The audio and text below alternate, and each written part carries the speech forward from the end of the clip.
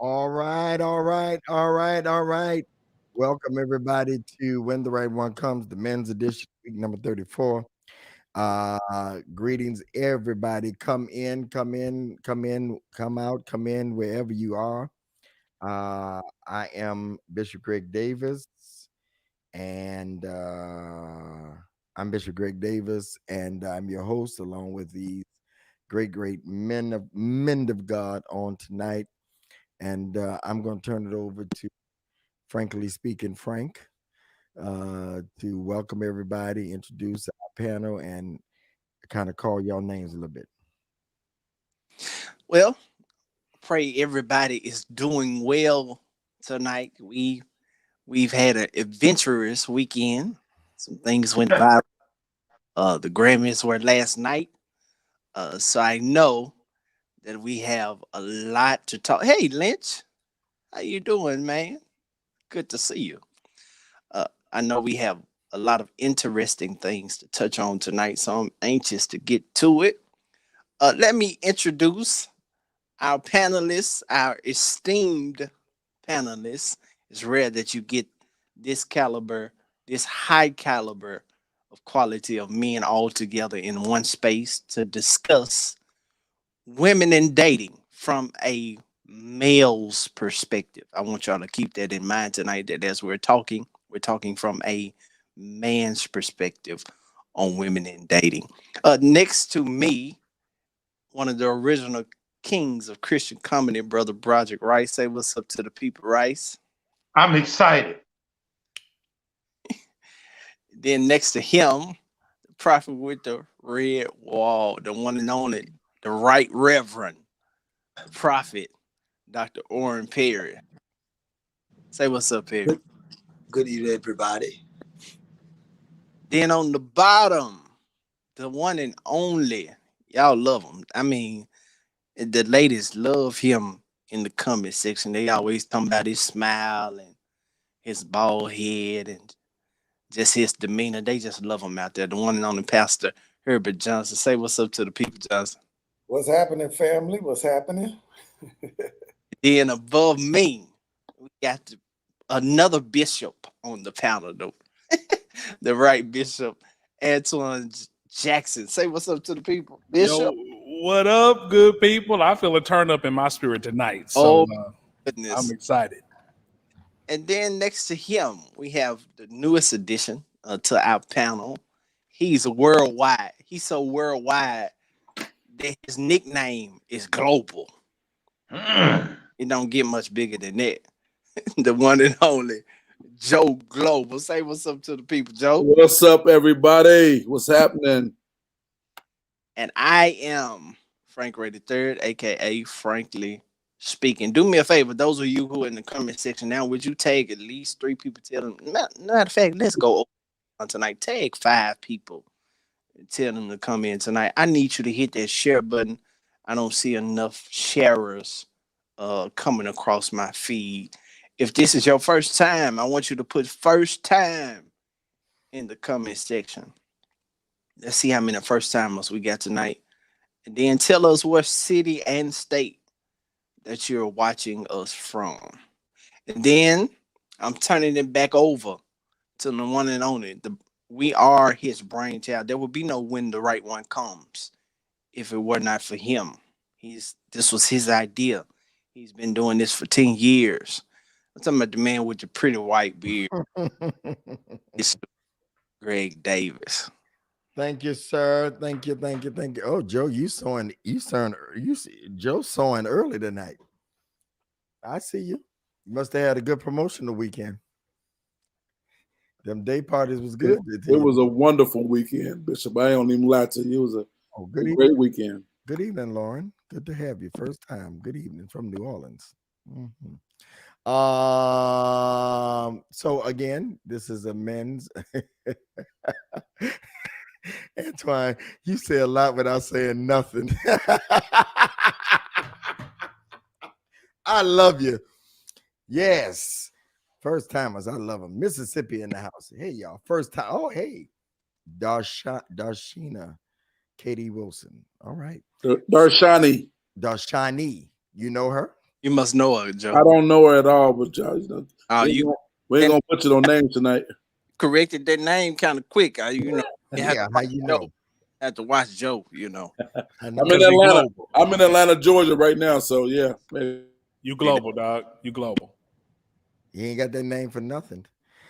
So tonight we only have one question.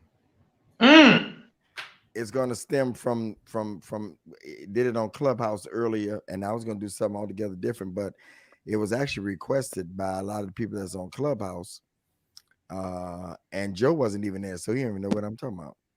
So here's the question, and this is really something that happened. The relationship is amazing. The relationship is amazing. The marriage is amazing. I mean, all the Frank, the boxes check, Antoine. Whether it's a male or female, let's just say a male or female, they know how to do everything right. I mean, they are amazing. Gifts, know how to date, know how to go out. There's no complaints in this marriage or this relationship. Joe, they love each other. I mean, he takes care of the bills. You know, she makes sure the kids is good. If it's a marriage, Prophet Perry. I mean, it's a perfect relationship. There's no baby mama drama. There's no Broderick, you know, no outside interference. Nobody's cheating. I mean, Johnson, if it was any kind of perfect relationship, this is it. No red flags. It is an amazing relationship. But the sex is horrible. It's not an amazing relationship, man. The sex is, I mean, the sex, they've talked about it. They've talked about it. Broderick.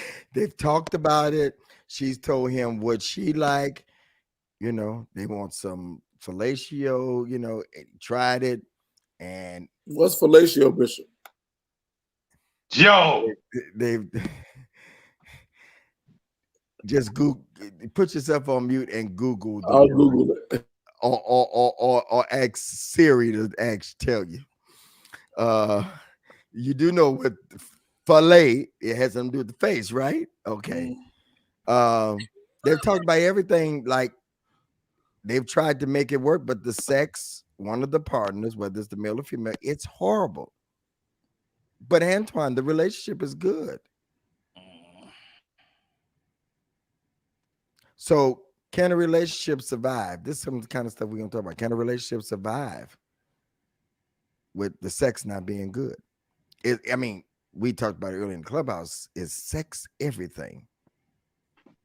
I mean, if you're leading by sex, you know, if sex is the foundation for the relationship, then somebody said earlier it's going to fail. But is it okay for sex to be the foundation? We want to hear from the men tonight. It's a great it's an awesome relationship, but the sex is horrible. They've talked. They're good friends. They communicated. They just can't seem to get it together. They can't seem for the rhythm to match. He wants one thing. He done tried, but he ain't doing it. He can't find this. Can't find it. Yeah. This for grown folk tonight. Yeah. He can't find it. Frankie can't find the spot. She done tried, but she got. He can't find it. Nope. Hold on. I gotta say this part.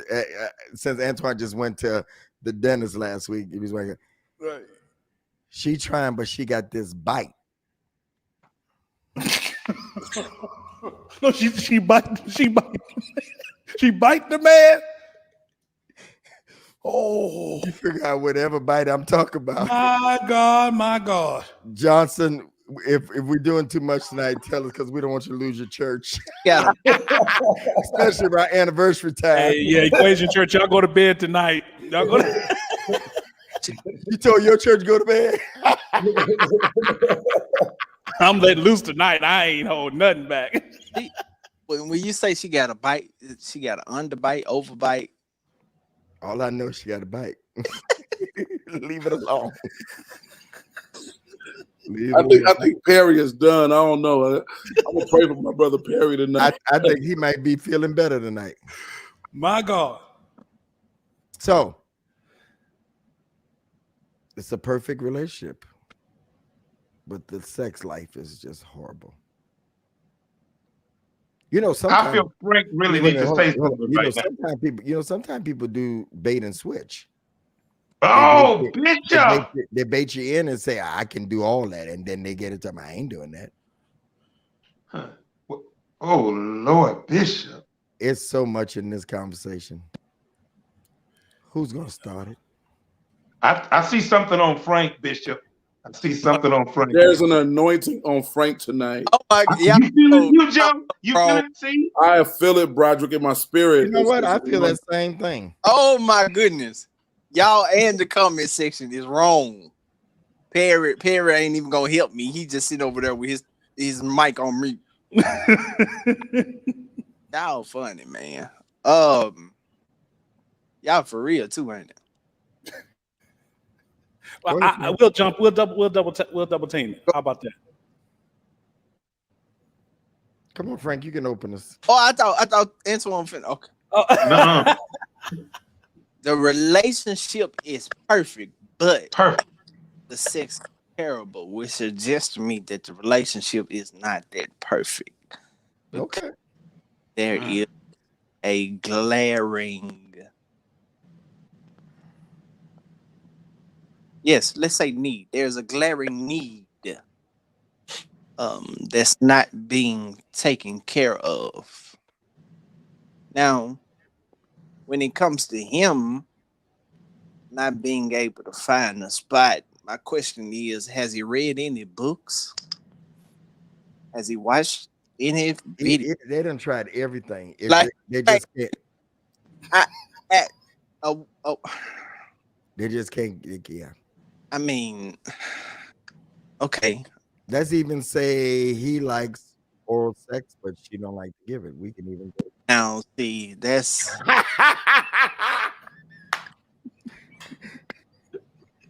just 2021. That is strange. That is abnormal. Frankly speaking.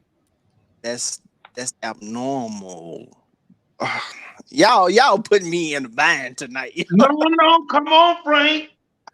You in the pocket right now, dog. Okay, you don't know no details, I guess, Bishop. I gave you all the details Because she doesn't. This is something real too. Has she never did it? Is it a religion? I didn't say it was the man or the woman. It could be either one. Anything you want to put, for the sake of That's tough. I don't see.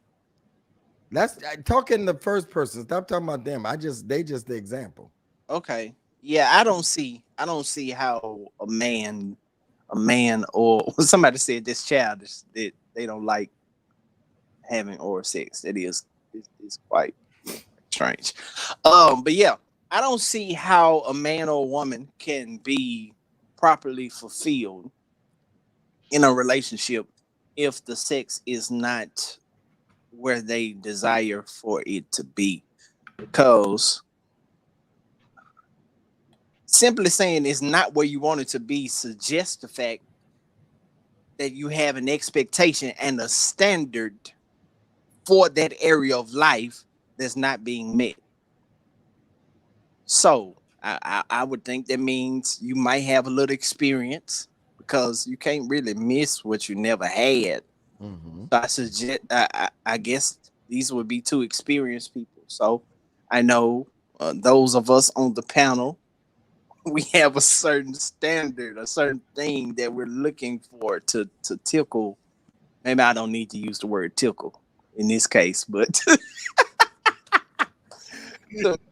to meet our needs? I'm dancing around this question because I don't want to say too much. Boy, Y'all, you dancing like Come on, Fred Astaire. Frank. You About Fred the- Astaire tonight. y'all not about to give my excerpts and put me out there. Then they be on somebody talk show all week. My God. But yeah, I can't see it. I can't see it working. Is that the question? Will it work? Mm-hmm. Will it work? Will it work, and why won't it work, or why will it work? Come on, man. Tough. I can't see it Come on, working. Frank. Come on, Frank. I've heard women say that they've been in relationships for years and haven't been satisfied, haven't been climaxing for years, haven't been satisfied for years. They need Climaxing in like what do you mean? Like in a book? orgasmic way. Oh, Oh, okay. I was trying to figure okay. it Yo, Okay. their man does not bring orgasm. The only way that they come is by self stimulation. And so I've heard women say that they were in a relationship for a decade. They were married for a decade and their sexual needs were not being met. So I think women can deal with it more so than men. I feel men got to have that area of me. It's just like it. I feel like if he's not getting it at home, Mm. then loves is always open 24 hours. Mm. My God. That's what somebody come on, Antoine. You ain't saying nothing. Come on. What's loves? It's a gas station. And it's open 24 hours. You know, the BP closed at 10 o'clock. But Love's is open 24 hours. Frank, you so careful tonight. Yeah, I know, right, Bishop? We'll What be is done- that about? We'll be done early tonight. I didn't come here for Careful Frank tonight. I didn't come here for that. I mean, but that's where I'm at on it, y'all. Maybe I'll loosen up in a minute once everybody else start talking. Oh, okay. Go ahead, Antoine. All right. So, Bishop, you said, can the relationship survive with bad sex? You didn't say no sex. You just said bad sex. Bad sex. Bad sex. I mean, yeah. I think eventually bad sex will turn into no sex because who wants to just do that? True. Yeah, I think the relationship is going to have some difficulties with bad sex, but it depends on who it is. Like Frank said, that we've heard women all the time complain about not being sexually satisfied. But I don't know many men that hang around in a relationship with bad sex. And I think, hey, Frank, and I think bad sex to a man is if you dry up on him. Whoa. Bishop. We go. Let's go. Let's Bishop. go. I told y'all, you dry up on him. That's tragic. Like the man takes it to his soul. Like, what did I do? What's going on? Who been in here? Bishop. So bad sex, it's subjective. Like, okay, if you dry up on the dude, or if dude want sex a particular way, he wants your mouth, the word that we described earlier, and there's a refusal to do it, then you might have an issue. So I wonder if it's about bad sex or sexual expectations not being met. Like, you see what I'm saying? So like, is it like, because I don't really know how it means to have bad sex, but I know what it feels to not be sexually satisfied. So are they talking about somebody that's not being like sexually satisfied? I talk to you, I want head. You say you don't do head. So I'm trying to make it work, but you don't do that. So I'm trying to stay there. Or every time we get to a certain move or flip or something like that, you tense up on us. Like what's the issue? So I think that maybe it's more about sexual expectations not being met more than it is bad sex. That's just my thought. Yeah, I can't even see a man progress. We're sorry, Miss Rose Chambers, if this offends you. You have a good night. Peace. Sorry, Rose. Sorry, Rose. We See, miss you, Rose. We this is love Bless you. you. because this is the issue. We don't talk about it. We don't We don't think. talk about And you get offended when we talk about it, and people are doing more than we talk about. So Really? Yeah. The church don't want to talk about it. You're too holy and too saved. And Uh-oh. so, yeah, I'm just saying. I mean, Facts. yeah. I mean, where you gonna get it from? Right. And that's the reason we don't talk about it. People get are frustrated that are watching. Yeah. Yep. I mean, who's supposed to talk about it? Yeah. Anything that's happening in life, we should have answers for. And that's just the difficulty with especially like sex in church, that it's almost like we have to dance around something that's normal. It's the reality, you know what I'm saying? So I think we should be able to have honest conversations about it. Yeah, why can't preachers and men of God talk about sex? And I mean, y'all talking about it And doing Yeah. They and do doing it. it and say worse things. And the So- church should talk about sex, because if people stop having sex, you ain't gonna have no members. my kids' church gonna be small, ain't it? Leave them in the main sanctuary. Leave them in the main sanctuary. There's only 7 of them. Yeah, I mean, I don't get it, y'all. I really don't. I really don't get it. I'm just totally confused that because he says head or we say fellatio, what people are doing it. This is where it should be talked about. You get men to talk, and then when they talk, you don't want to hear them, and so you can learn so much from the men. But I'm not gonna let one stop the show. I just happened to look over and cut my eye in them comments. It's 425 others. We ain't in church right now. We ain't going off of we ain't going after the one. Anyway, Johnson, you're right. You're right. And he's the most conservative on here. He the old man. Yeah.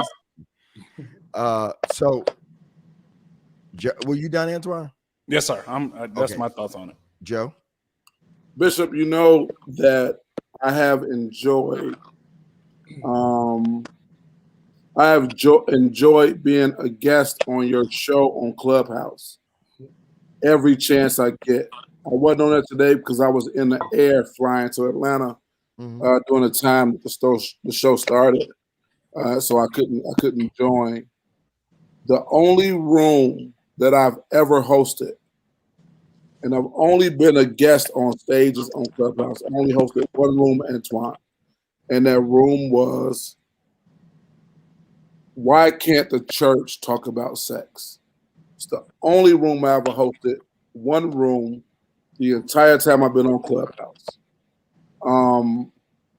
And I get frustrated with it because the church is the main people that when the choir member get pregnant, they want to sit them down and put them in the back with a black t-shirt on because they engaged in something that you never talked about. And so whose fault is it really? And so I only said that to say this to the people that are here, the people that are Christians. I need y'all to show y'all support tonight. I think this room is going to be more pertinent and more important than most rooms that we've done because this is a transparent room. So I really need everybody in the room tonight. I don't care how many it is, to press the share button, copy the link, text it to 15 people in your phone so that we can get people to get this information. We start off fun. Y'all know how we do. But then it get revelatory if you stick around long enough. And so there's information that we want to get out. We dancing around, but then there's some information that people need from these men that are particularly anointed for this situation. I don't want to get too deep because I want to really talk about some things. But I do want people to even begin to sow now. Greg Davis 10 on Cash App. Just begin to do it. Get it out the way. This is a room that we're risking. Facts.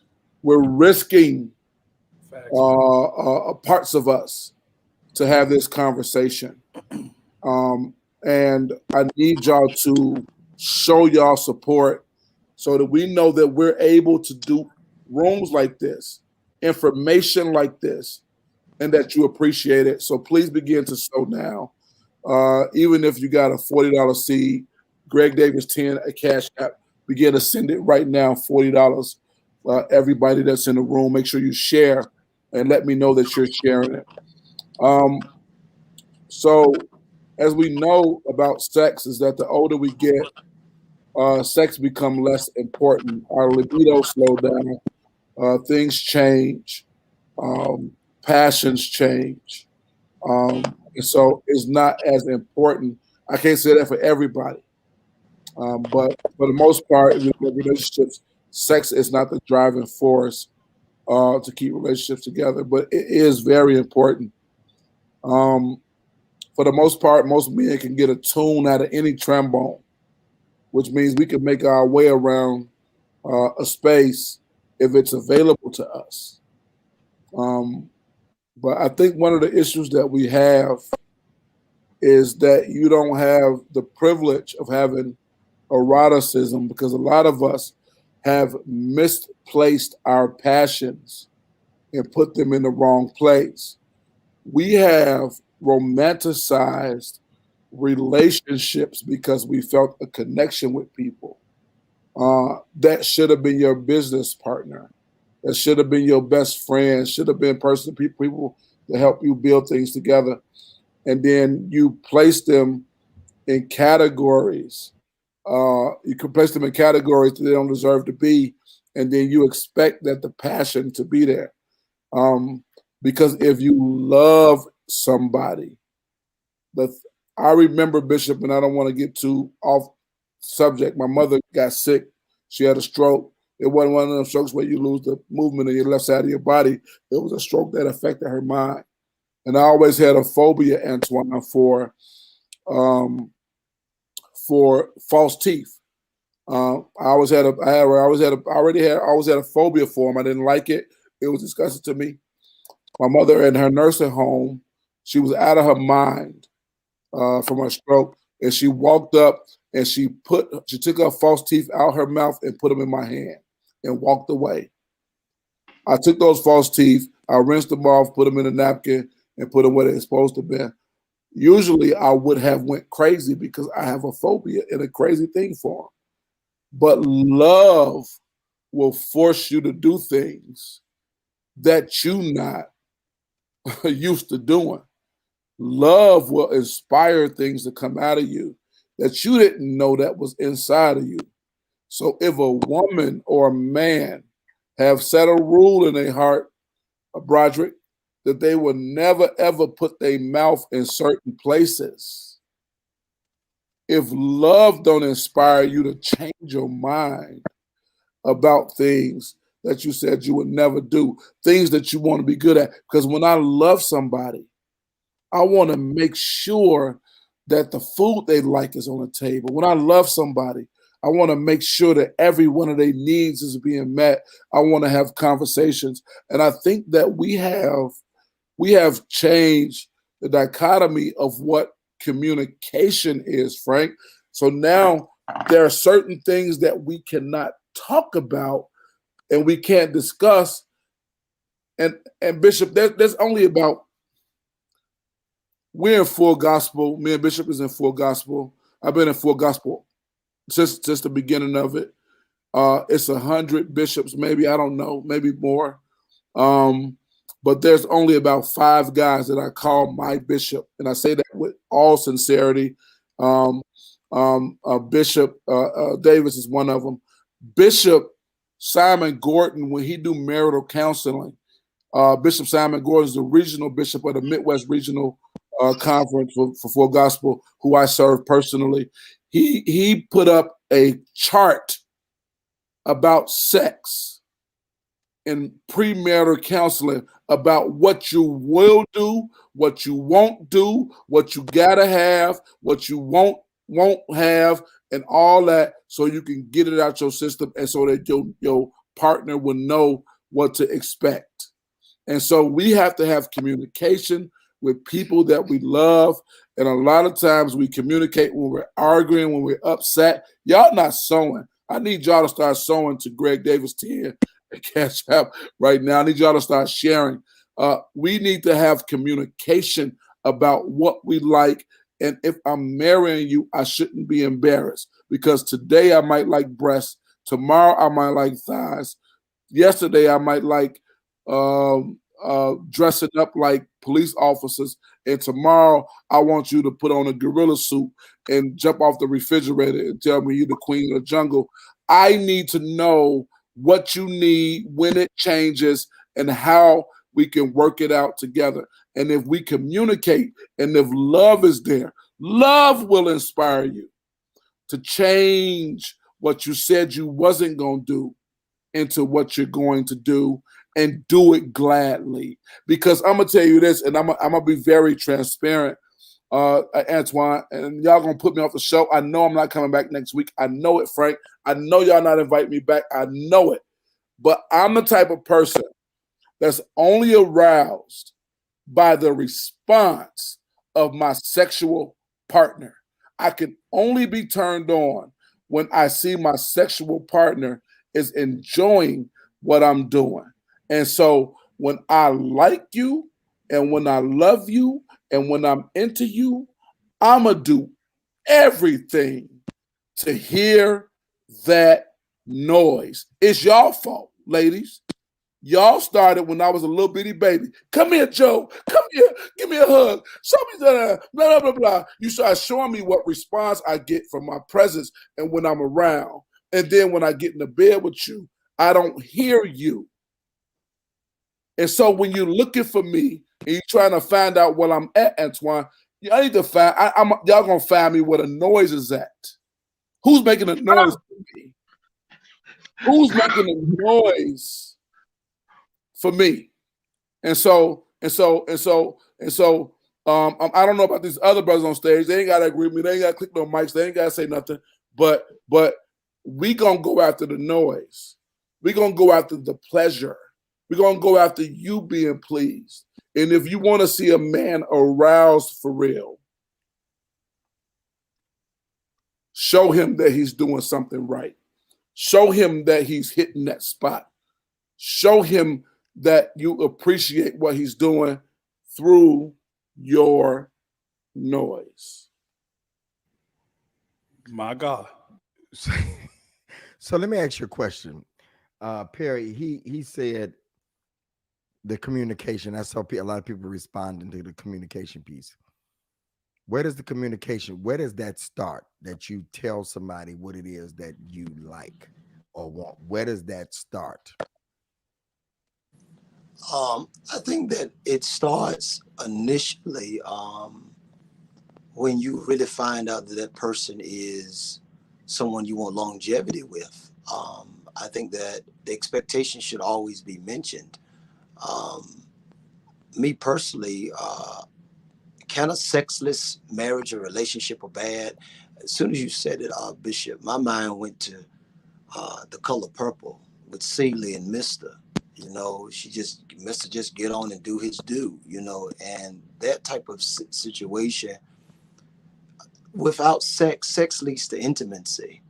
It's intercourse. It's a course you enter into someone's heart. It's an intimacy. So without that, it's hard to find your space in intimacy.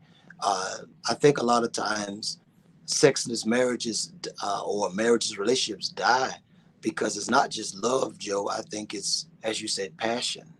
Your passion is gone. You have to get those passions, those aspirations to please that partner and whatever vocation that is, whatever that is. And so when you don't have intimacy, resentment can grow, infidelity can grow, things start growing in ways that you never thought it would grow. Can a sexless relationship or bad sex relationship last? Yeah, I think it can, but at what cost? It's a cost to that. It's a major cost to that. And sometimes it is watching your partner be satisfied by Toys R Us that didn't come from you.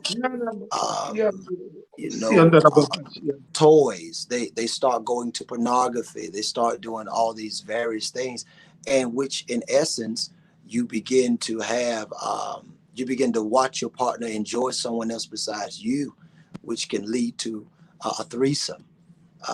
They're there with you, and they're there with you in mind, but they're with someone else in body. You know, they can begin to have sex with you with someone else in their mind. You know, so it all, it's a varies. I think, Bishop, it is a major conversation. I think it's needed. I think it's taboo. Perry, that happens. Absolutely. People have minds.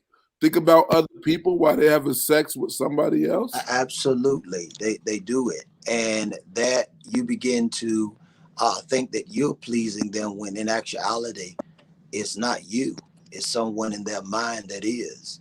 So you know, it boils down to me about passions.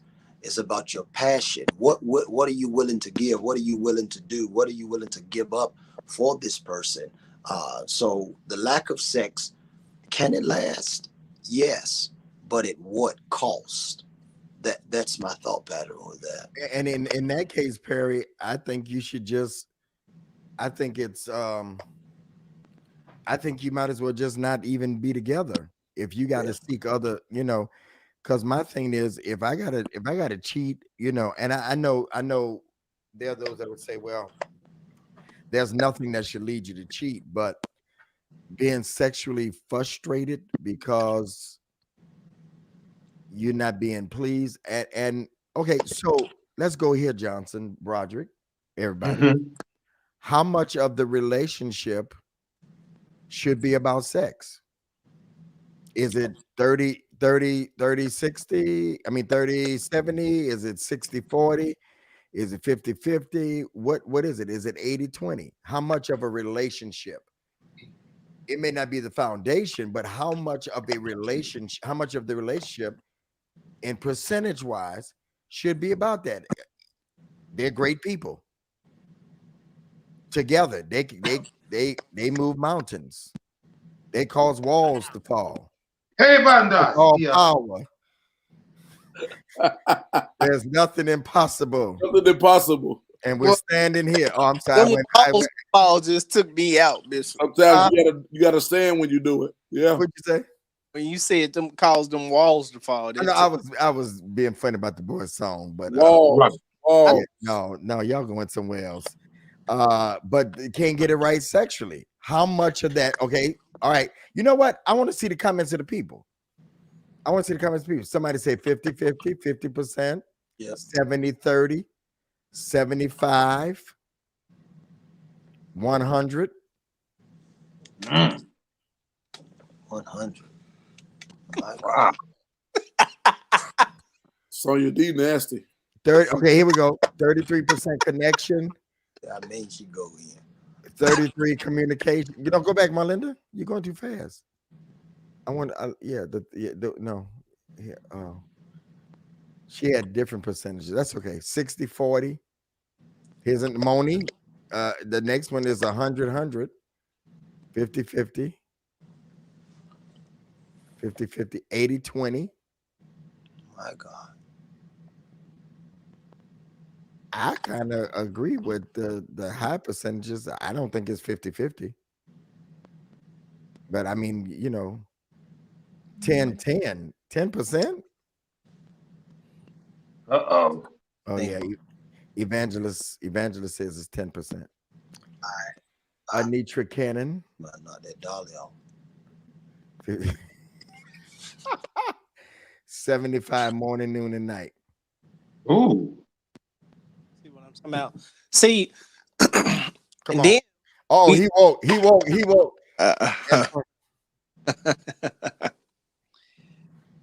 okay, but Brother Joe said that as we get older, that our drive decrease. I'm not certain that's true for women. No. I feel like I'm in my 30s now. But when I was in my early 20s, I for whatever reason I always attracted older. When I say older, I'm talking about late 30s, early 40s, and I'm in my early 20s. And their drives were higher than the young girls that I were talking. It was more yeah. and, and aggressive and aggressively so. So So they took it from you. They They took took it. it from you, Frank. They took it from you. I was thinking You the were same thing. you were victimized. I've been taken advantage of a time or Oh, two. you poor thing. You poor thing. Poor man. Y'all point y'all hand towards Frank right now as we. But no, though, I don't know. In this area, I just can't. I just want to say that this has never been an issue in my life, so I can't. So I can't testify to it being bad, but I will say that You helping other people out, Frank. It's not just about you. Come on up. You know. if a man is struggling to please his woman, then I think he needs to do some research on what makes her go. Ask the proper questions. Most women, then once you get them to the bedroom, that's the final resort. But you've been making love to her all day. Come on, Frank.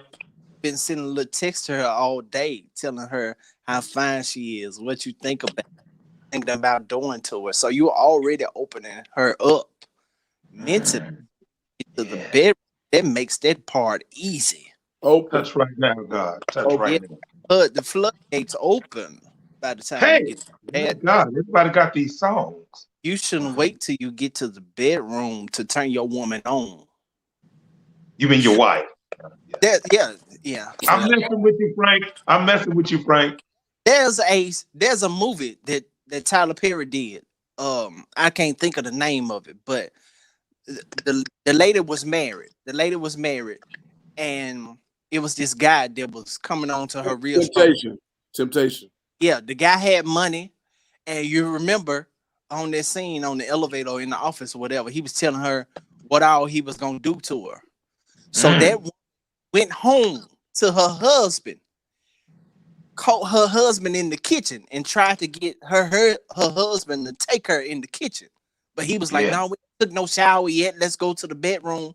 And she was turned off because she wanted him to take advantage of her. That man had talked so good to her that to keep from doing it to him, she went home and tried to get her husband to do to her what the other man he was gonna do in the kitchen. In the kitchen. because he had freaked her mind. Already ready by the time she got home, even though it wasn't him doing the talking. That shows you how powerful your conversation is to your woman. They say conversation rules the nation. So I believe the first step to love making is your conversation. All right. And that's go ahead, Johnson. I'm sorry, go ahead. Let me say a couple things real quickly. The first thing is I think that we saw different percentages because the season of life and the stage of life has a lot to do with those percentages that we saw, and also health. Health also plays a role in sexual activity and also sexual drive. Let me also speak to communication that we've been talking about earlier. One of the many principles of communication is to listen and to learn. To listen and to learn. And when you are involved in that relationship, your goal should be in that relationship to listen and to learn.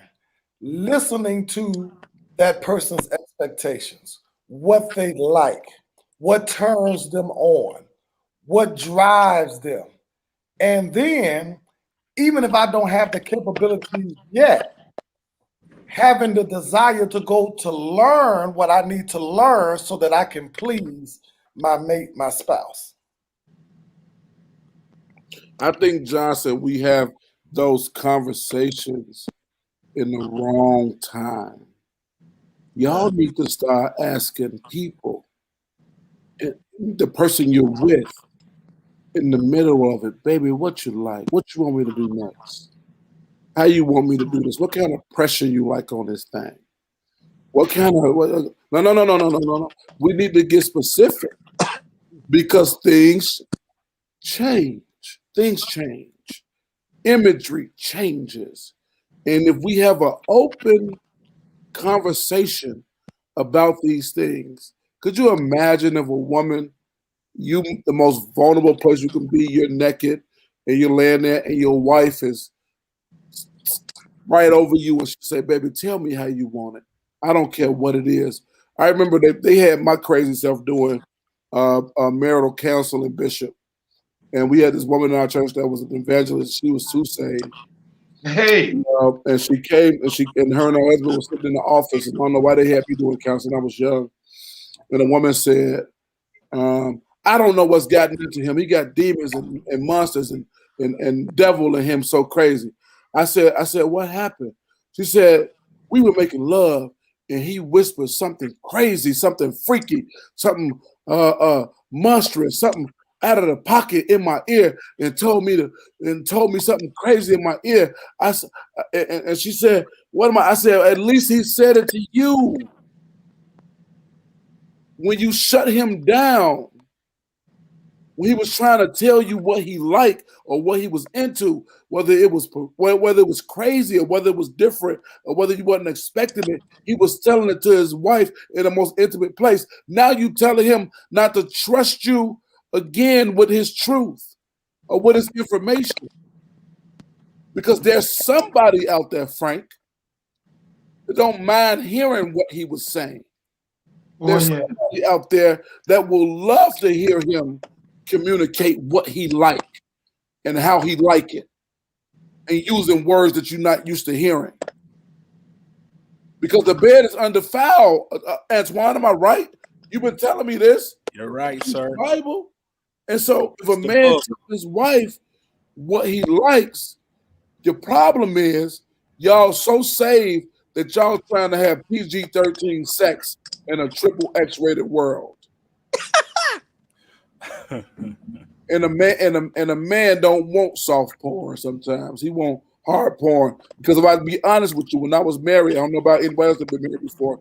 I know we had a few people that was on here that was married before. There was nothing more erotic in the world than my wife. There was nothing more erotic to me than the woman I was married to. I'm gonna be very transparent. I was with a woman that wasn't my woman, that wasn't my wife. And I was in a hotel with her, Antoine, and I wasn't aroused enough. And I had pride, Broderick, and I wanted to show off and show what I'm able to do, but it wasn't rising to the occasion. And in that moment, I had to figure out something to get it to rise, and I thought about my wife. wow. While I was with another woman, to get it to rise, to show that I'm able to do what I'm able to do, and it worked. Ain't no more erotic than you. But if I don't have the freedom to tell you what's happening in my mind, the imagery that changed, you're changing. Yeah, I liked missionary when I was 21, but now I'm 32, and I know different things are able to happen. So I need you to turn that thing around for me, and don't be offended that I've changed, because you changed. And so we got to be able to communicate our change to each other in an intimate moment, in a space where we could talk to each other. And what better place than to communicate what you need, what you want, not just sexually, emotionally, spiritually, conversationally, time. What better way to communicate that than when you land the person that you love, that you with, and y'all naked and y'all together. And you could tell me what you need, what you want. And I could tell you what I need and what I want. And you hear it different in those moments. Hey, Bishop, Okay, Joe, here's my question for you, Joe. Joe, here's my question for you, because I agree with you 100%. Our sexual appetites are evolving and changing. The culture is changing. The world is changing. So here's my question.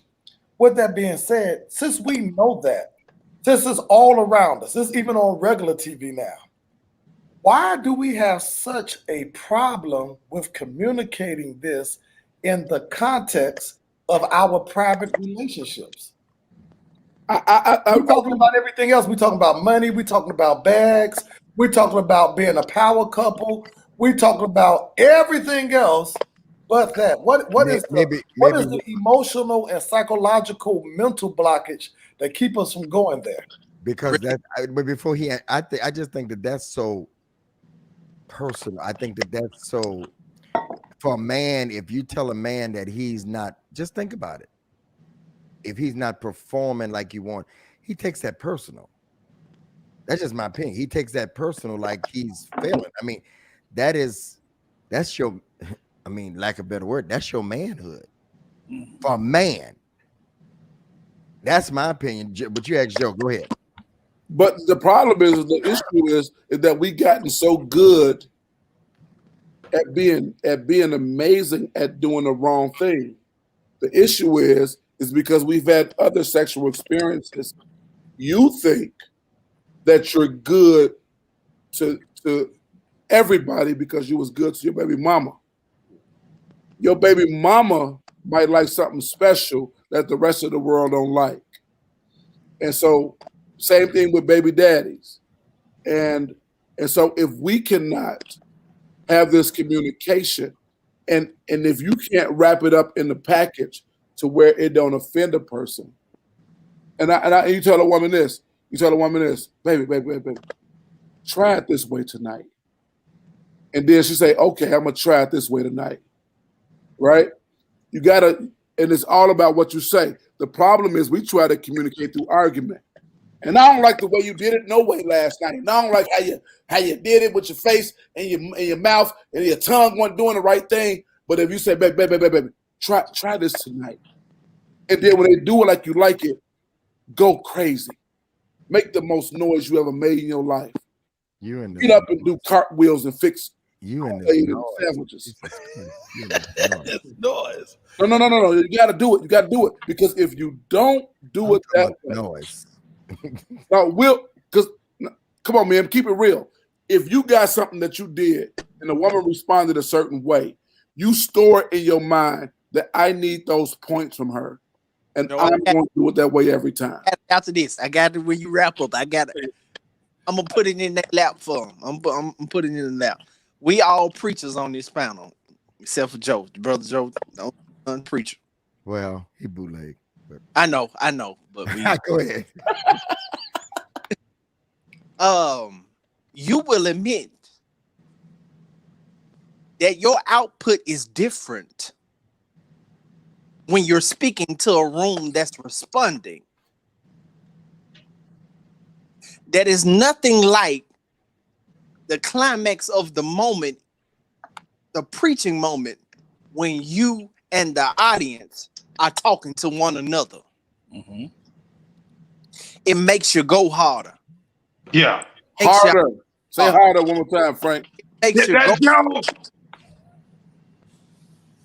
because it's a read and react type of situation. If you preach to a room and they dead, you gonna come back a little bit. You might even go into a talking tone because the room is not responding in the way that you think they should.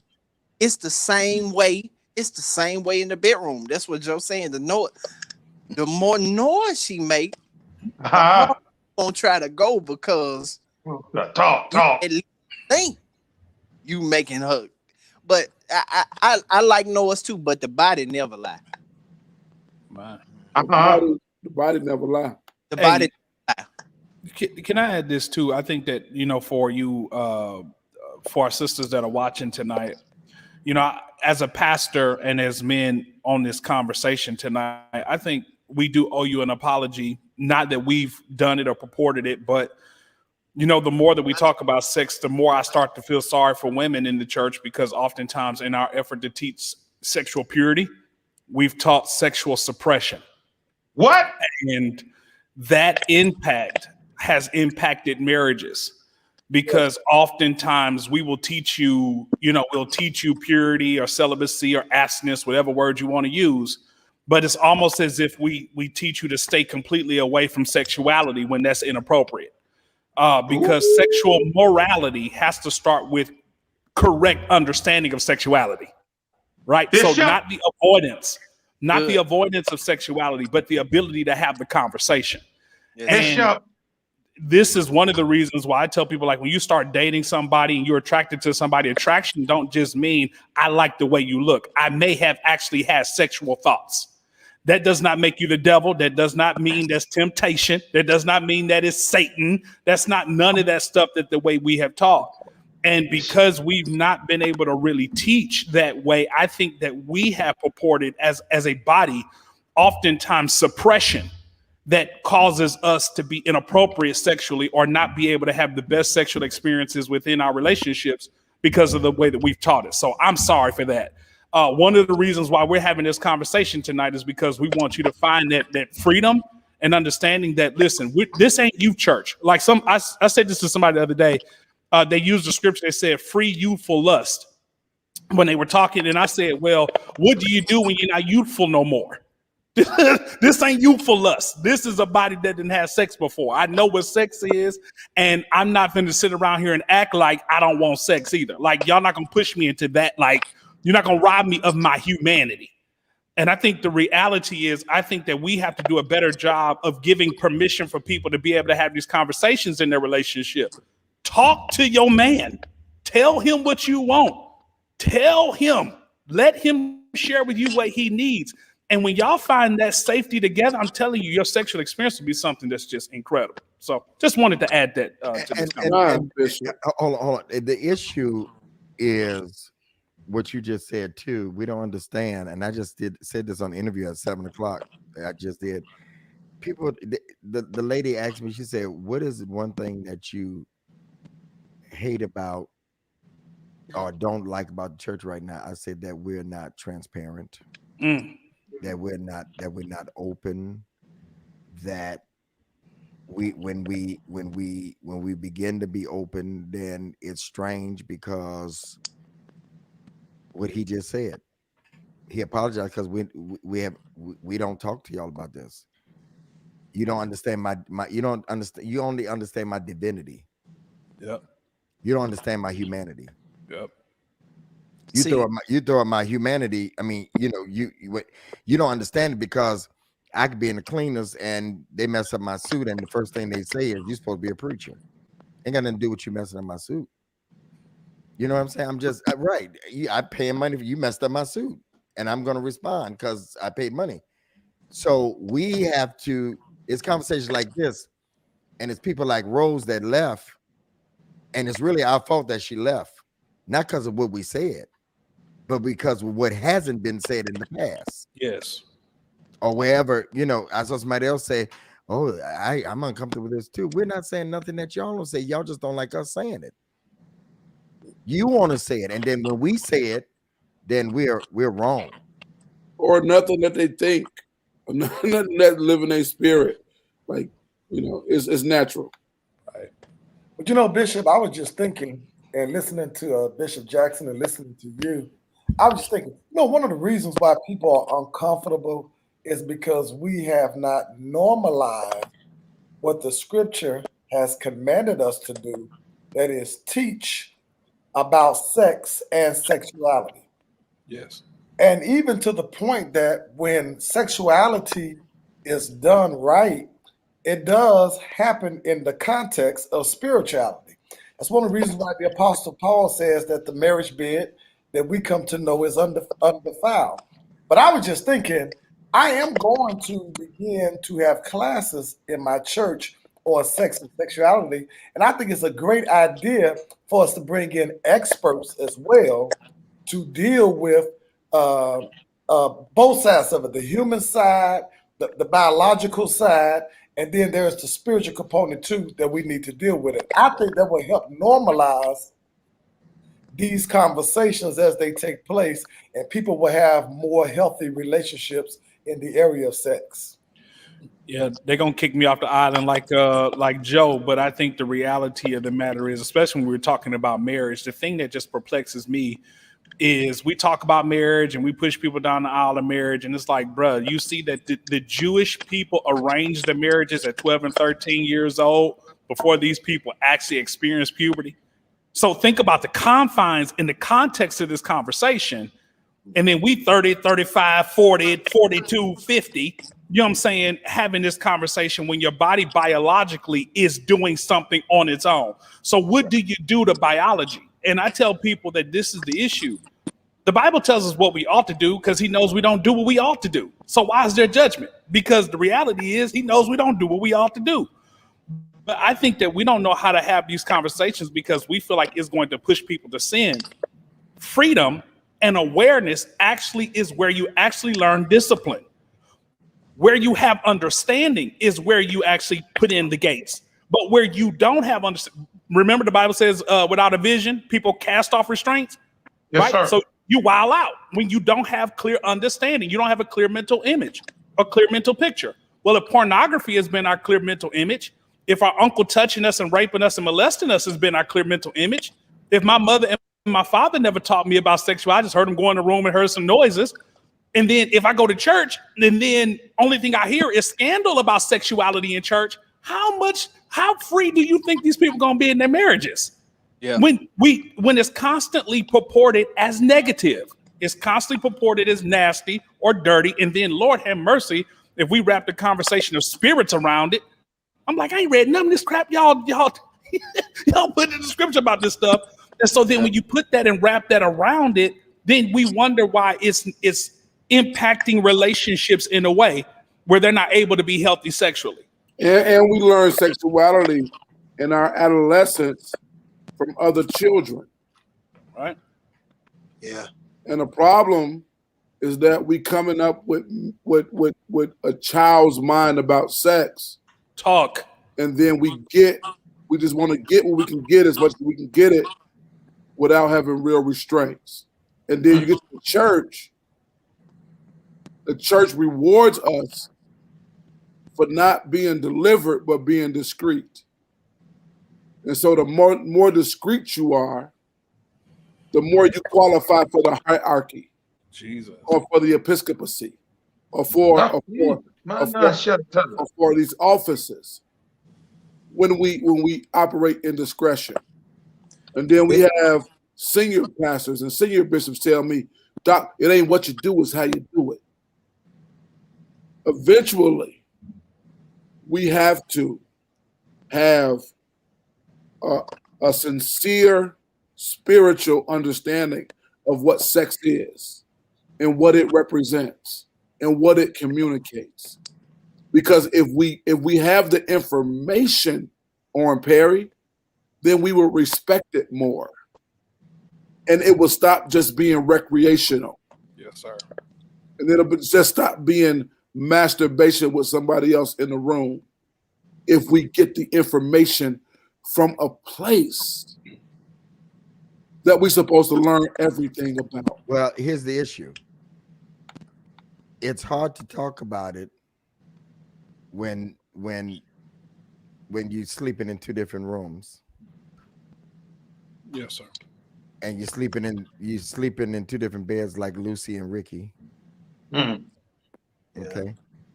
I don't know how they ever had little Ricky and then two little beds. I'm saying I'm dating myself now. Come on, Bishop. I'm with you. I'm with you, Bishop. They pushed them beds together one day. But I'm just saying the church don't talk about it because most are not enjoying their own. So they figured out Damn. we're still supposed to talk about it.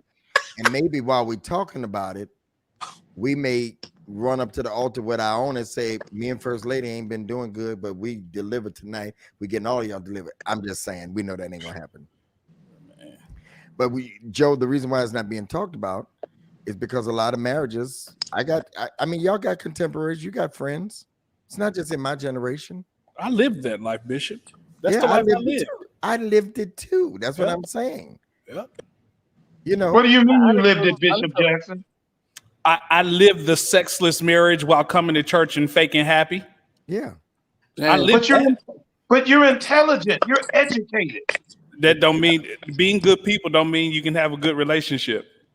Right. And the reason why you do it all for the sake of the people.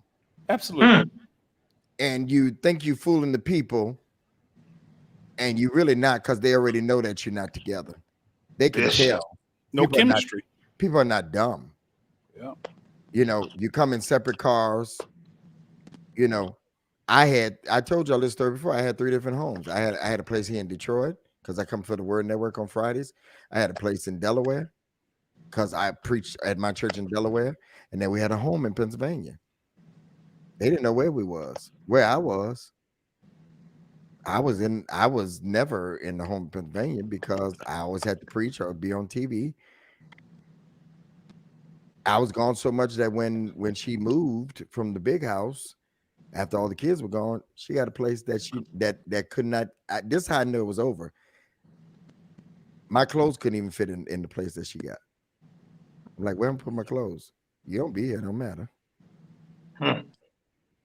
So I'm telling you, it's hard, Frank, to talk about this to your congregation when your own life is not together. Everybody hasn't gotten to the point of maturity in ministry, Perry, where you still talk about it, even if you're hurting from it. Bishop, at what point, I'm not a preacher, I'm not a pastor, and I apologize to all pastors and preachers on here. At what point do we admit, as preachers, pastors, that we don't know everything? At what point, like Johnson said, I don't think it's that they that don't. that we bring in experts. But that we bring in people. No, we don't even want to bring in experts, Joe. You're not understanding what I'm saying. We don't even want to bring in experts because then the light is going to shine on me, and I don't want to. I don't want to. It don't matter. I don't want to squirm. I don't want to look around. I don't want to have to deal with the elephant in the room. So we just don't talk about it. We don't bring nobody in. I know what to say. I know what the problem is, but I'm not going to talk about it. I know you like playing devil's advocate, Bishop. But I'm talking about you personally. I'm saying them. As a person I know. I'm not talking about me. As a problem, I'm talking about you. As a person I know in you. Okay. That you would bring in a person if you didn't have the information. Yeah.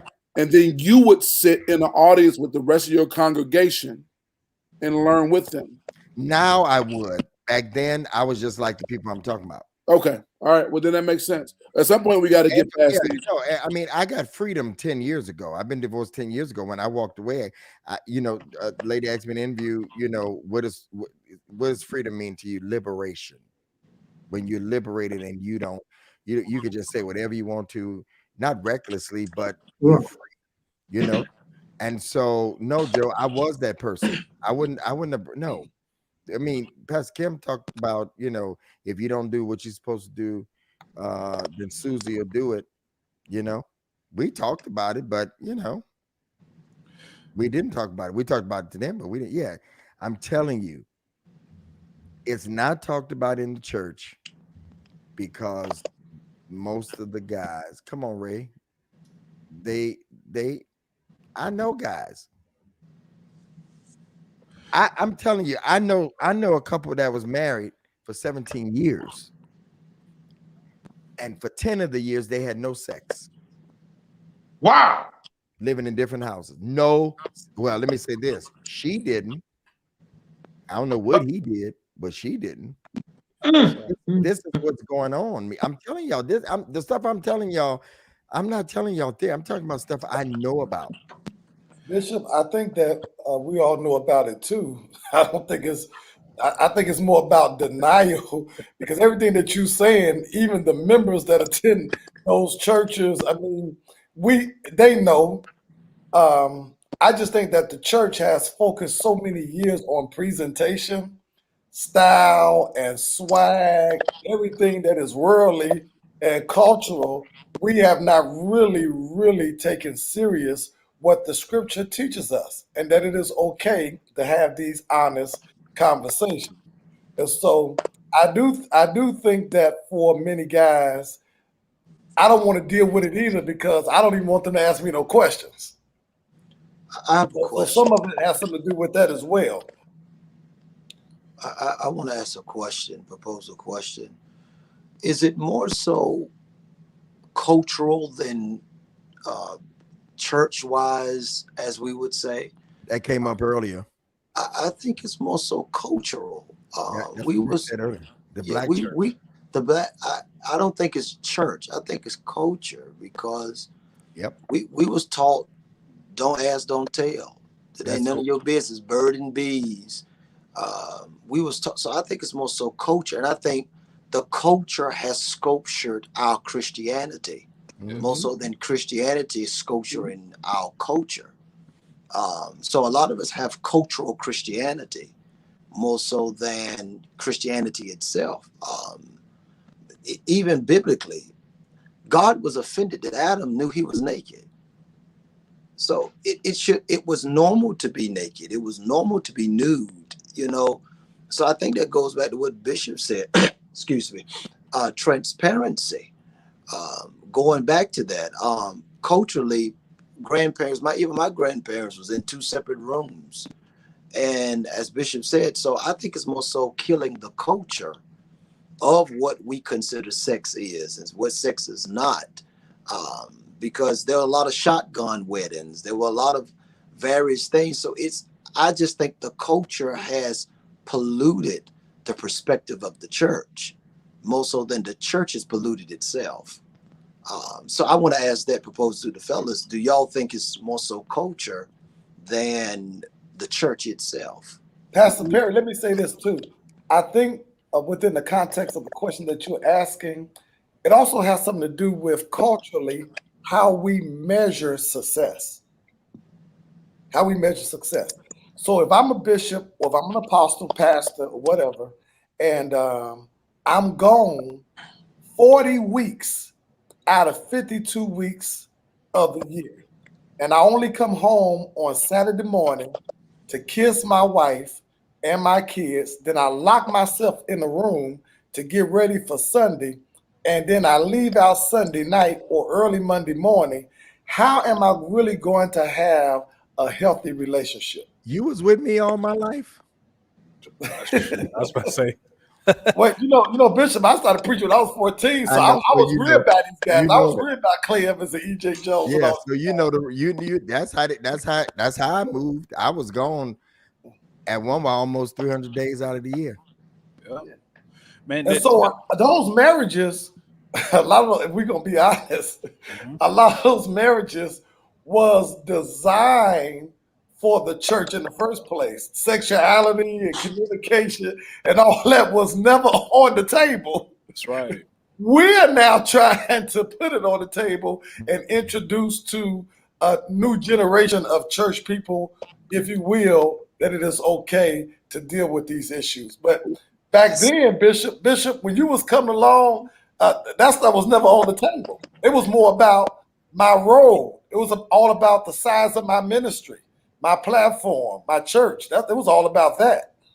I'll say this really quick, Joe. That was us too. They taught us that too. I was taught you take care of God's house, he'll take care of your house. So because of that, I mean, I traveled, Bishop. I was gone every Wednesday through Saturday night, every other week for 15 years. 15 years gone. My whole marriage. Just thinking that if I did the work of the Lord, then the Lord would take care of me. I came home. We went to church together every Sunday, but we wasn't happy together. And we didn't have sex. But the reality was, even in our generation, that trickled down to us. I'll never forget, man, you know, people talk about, you know, our generation. I was pastoring in the nightclub. Hey, Joe, the name of the nightclub was called Club Climax. So it was a Climax sign behind me every Sunday, right? So literally, we was that church in St. Louis. We in the nightclub, the pastor over there wearing skinny jeans, you know, they doing church. And I did a series called I Can't Get No Satisfaction, had a bed on stage, and we had the worst fight about sex on the way to church for me to go talk about sex. The worst fight about us having sex for me to have to get to church to preach on sex. And that's when my marriage started going down. I mean, that's when it really started coming out that it was going down the hill. So I think the reality is when it's something that we try to tackle, there is a spiritual component that wants us to be silent about it. And so this is why I've taken the charge as a single man to talk about it and be forward about it. Because what I couldn't say as a married man, I'm fighting for it now as a single man to really have that conversation so that many of you guys don't get into these bad relationships and bad sexuality for the sake of your spirituality. It's nonsense. What? We lived it. Don't do it. How have we, Antoine, gotten so committed to investing in what people see? And we don't invest. we don't invest anything into what people don't see.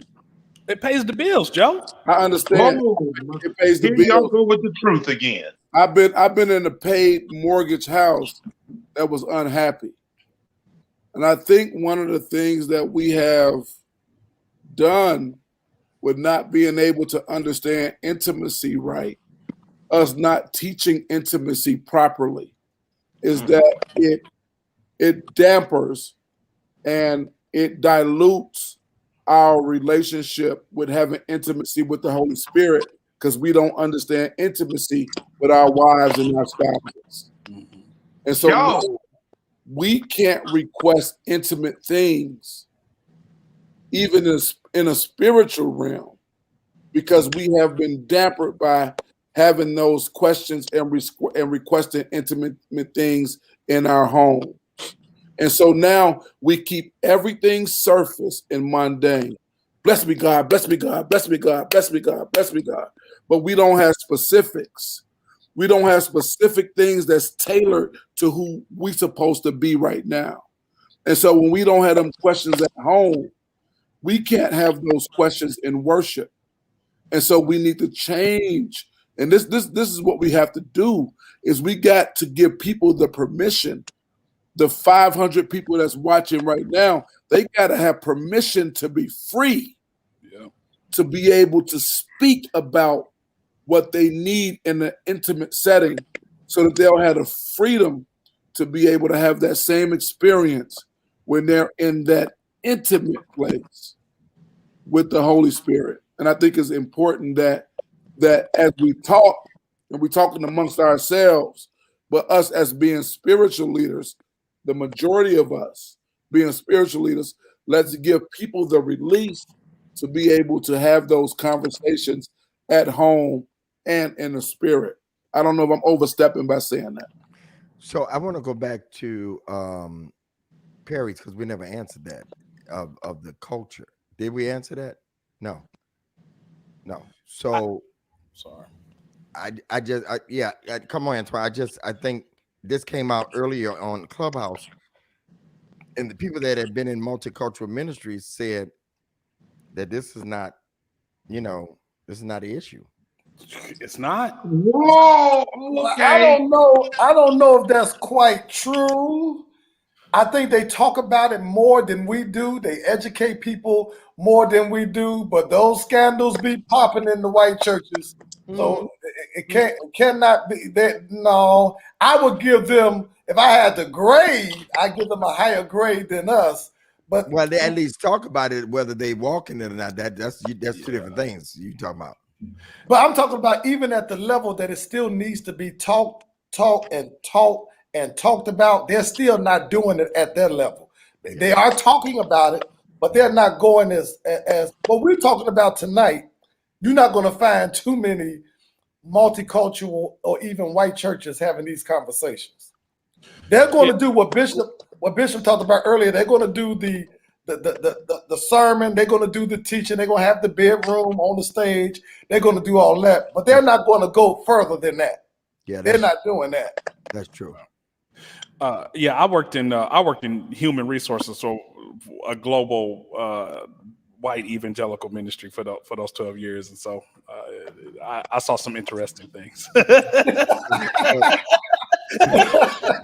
was in human resources, man. Bishop, I was duly alive with the convention, so I saw a lot of stuff too. So yeah. Okay, well, there you go, Perry. But Perry's right. One of the things for me, and I say this as a pastor, one of the reasons why I often visit the land of wanting to quit ministry is because you don't always feel safe to struggle, right? You don't always feel safe to struggle in ministry, and even in marriage, when something is about marriage and family or sexuality in the African American environment, because a lot of it is so taboo. It's like any struggle of it, you're thrown in the wicked category. And so it's very hard to be able to have these conversations that can bring people to liberation and freedom, because the truth is what will set you free, but people don't want to hear the truth. That we scandalize the truth instead of hear what is actually going on. And so, Perry, you're right, because it is socialized. It's like, yo, I'm coming here as a part of the community, wanting to find God, wanting to find freedom. I didn't want a bad marriage. I didn't want to come to church to fake it. But the reality of the matter is I wasn't trying to fake it, but the environment wouldn't let me be true about it. Mm. Yeah. You see what I'm saying? That I wasn't trying to fake it. It was the expectation of the environment, because the environment, the mindset and the mentality was, we're coming to watch him. We're coming to tip him to have a good marriage and to tell me what to do to have a great marriage, when I don't necessarily have to do anything of what he's saying. So the pressure was 10 times more on me, while knowing in myself that the marriage was bad, but not knowing what to do. Yeah. Because I couldn't come to my church that I love and find safety there. Yeah, I've had I've had stories. I remember a gentleman came to my church and he was talking about, he said his marriage was successful until he joined the church. Wow. And so, Yikes. you know, there I've heard various situations, and I think until married people do what Jesus told the man that was at the pool, take up your bed and walk, you'll never be successful. Deal with your bedroom. Don't just sit there and talk about, you know, the bills, but deal with the reality of what's going on in your house. And I think that's the issue. If the pandemic hasn't taught us nothing else, it should have taught us everything we thought we needed. We didn't. Understanding our homes, understanding who we are, who's in your house. You've been with that significant other for the past year, you know, talking to them about what pleases you, what makes you happy.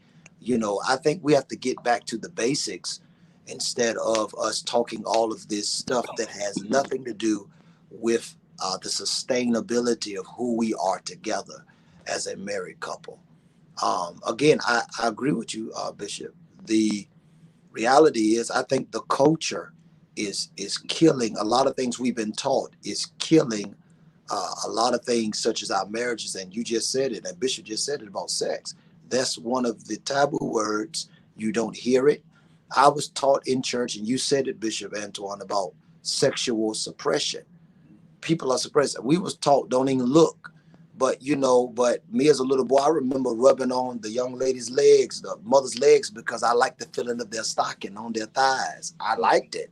It was something, we are created to have sex. And so I don't understand the concept of it, that we avoid these conversations. We go around them, and it seems like the more spiritual we become, the more detached we become when it comes to, I'm telling, like, the more I become a bishop, a prophet, evangelist, the more I become detached as a human being.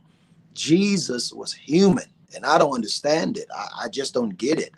I think that we can't speak in tongue over certain things. You can't shout over certain things. You can't run over them. Talk to your wife, talk to your son, talk to your daughter, have those conversations, because if you don't, the uncle may molest them into having it. You know, it's just the reality of it. And if you talk about Jesus, wherever he went, he talked in the language that they understood regarding the matter. Yeah. If he was around farmers, he talked about crops, harvest, seed. He talked in parables, so that if he was around tax, if he talked about money, taxing, he talked about tax collectors. He was relevant. And so I don't know where we come with this thing of that we can't talk about sex. Sex is not a bad thing. Yeah. It was created for a beautiful reason. This is how children, it's sex that got us all Come on, here. Bishop. Come on, Bishop. Thank God for it. Whether it was in a tube or through the tubes. Yes, sir. It was sex. I'm just gonna say this. Y'all can put me out. Just gonna say this. We all gonna get put off tonight. I've had the privilege of being around a plethora of different circles. Plethora. And to me, the charismatic Pentecostal apostolic movement, while their speech is one of holiness in public, I hear you. behind closed doors, I know them to be some of the most freakiest, nasty, Come on. I know you're right about it. It's Ever. you're right. life, and maybe that plays into sexual suppression that they hear all the time, so it makes them want to wild out. Talk, sir. Not when they're not getting preached at about not doing it. So I just think the church has played a major part, and that's why the divorce rate is so high in the church. That's why church marriages are more likely to fail than people who do not go to church, because we have to. And when I say we, I'm talking about y'all, especially y'all Pentecostals, charismatic, and Careful. yes, We receive our rebuke tonight. Hey, Frank. yeah, The Baptist Church, are we a little bit more comfortable? much more.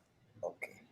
Much more. It's just my opinion. Y'all can rebuke me if I'm wrong, but that's just from what I've experienced, and I've been on both sides. Yeah. So can I read this to y'all? And I know she's gonna get upset at me. One of my members is on here, and I'm about to really start crying, like for real.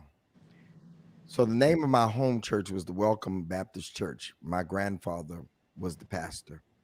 My grandfather, Ray, and you can relate to this. My grandfather was good for salvation. He got you born again. Mm-hmm. Not even saved. He was born again. He was good for that. And the other thing, Antoine, my grandfather, Pastor Jay, was safe. It was just my grandmother and him. If he had a girlfriend, she was on the moon, like for real.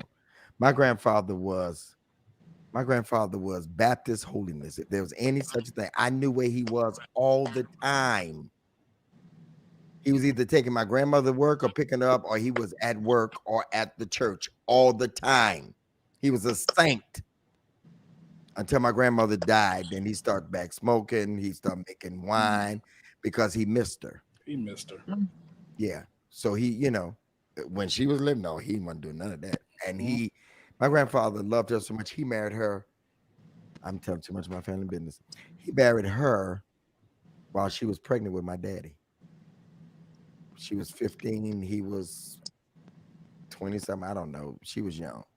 It was Mississippi, Belzona, Mississippi, Yazoo, Mississippi. So my member just wrote me. She said, I just want to give you our contact. She said, for the last 4 years, I thought you hated Welcome Missionary Baptist Church because you made sure that CCOD, that's my church. I got a lot of my grandfather's people that I grew up with. You made sure that CCOD was not patterned after it all.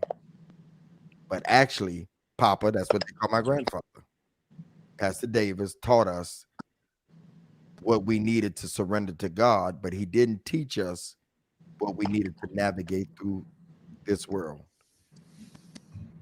Mm-hmm.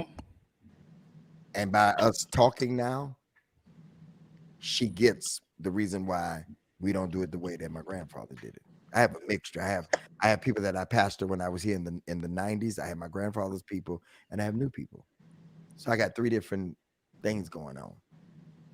The hardest of all is not the ones I pastored in the 90s. The hardest of all is the ones I grew up with. My God. Frank, you get it. You get it. Nobody get that one. You get that one. And so in saying that, my grandfather would never talk about what if he was alive to be on this life right now. What is wrong with you? Bad enough, I let you wear blue jeans and t-shirts. Man, them preachers that came up before me, when I used to come to church dressed all kind of way, and my grandfather didn't say nothing, he let him get away with it. I was the last to preach because I didn't want to preach. And so our generation, we didn't talk about this. Yeah, I've been 3 months ago, I was rebuked by my godfather for being on the show. I really was. So Me too. tonight you gonna get cussed out. It's okay. You might take your license. I could take it. You text me who your godfather is after. Okay. No, they didn't talk about this. I'm telling you. You know, and I'm gonna just use Rose, not picking on her, but there's a lot of Roses. Rose is not Rose. It's not Rose. Rose is not Rose. Rose represents a spirit. Absolutely. It represents a generation of those that are not free. Absolutely. And so tonight, because it's about to tonight, as we get ready, tonight it's really about freedom, y'all. That's really what we're talking about, Broderick. We're talking about freedom, like free to be able to talk. And if you got spouses, and if you got significant others, you know, everybody ain't church on here. So and you need to have this conversation. Have it. Don't be frustrated. Don't do like many of us have done. Bishop Antoine, me, you know, those that have been married. Broderick, he don't remember, so long ago. You know, no, I remember, Bishop.